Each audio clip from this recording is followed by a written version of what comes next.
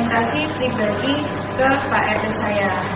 Nah, entah lagi bagaimana, tapi ya sudahlah, karena sekarang semua sudah jelas, dan itu yang saya videokan dan minta bukan anggota Polri.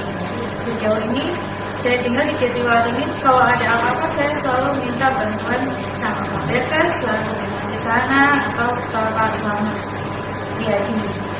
Nah, ini saya mohon maaf sebesar-besarnya atas insiden video viral yang seharusnya tidak terjadi, dan saya mohon maaf juga sampai kejadian ini nyampe ke Pak Menteri saya mohon maaf sebesar-besarnya, tapi semua sudah selesai, sudah clear, dan ini jadi pelajaran buat kita semua. Syedaralun, video viral tentang oknum polisi yang enggan memindahkan mobilnya saat ditegur ketua RT ternyata adalah hoax. Dalam video tersebut, orang yang mengaku polisi itu dinilai menghalangi jalan lantaran parkir bukan di tempat yang seharusnya. Polri melalui Polres Metro Bekasi telah melakukan penelusuran terhadap video viral tersebut. Ternyata, orang yang mengaku polisi dalam video itu bukanlah anggota personel kepolisian.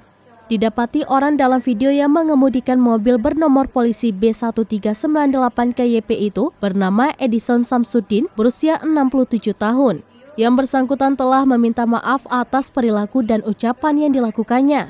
Diberitakan sebelumnya, sebuah video berdurasi 2 menit 20 detik tentang seorang oknum yang diduga adalah anggota polisi terlibat cekcok dengan ketua RT di suatu wilayah viral di media sosial. Video itu sebelumnya juga mendapat respon dari Mahfud MD dan meminta agar oknum tersebut ditindak tegas. Menurutnya, tindakan tersebut tidak mencerminkan seorang polisi yang tidak menaati aturan lalu lintas.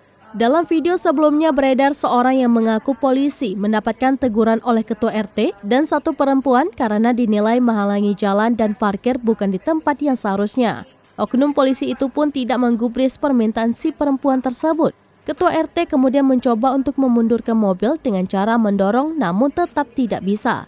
Ketua RT pun telah berupaya untuk terus membujuk oknum polisi tersebut. Pada akhirnya, oknum polisi tersebut pun mengalah dengan cara memajukan posisi parkir mobilnya.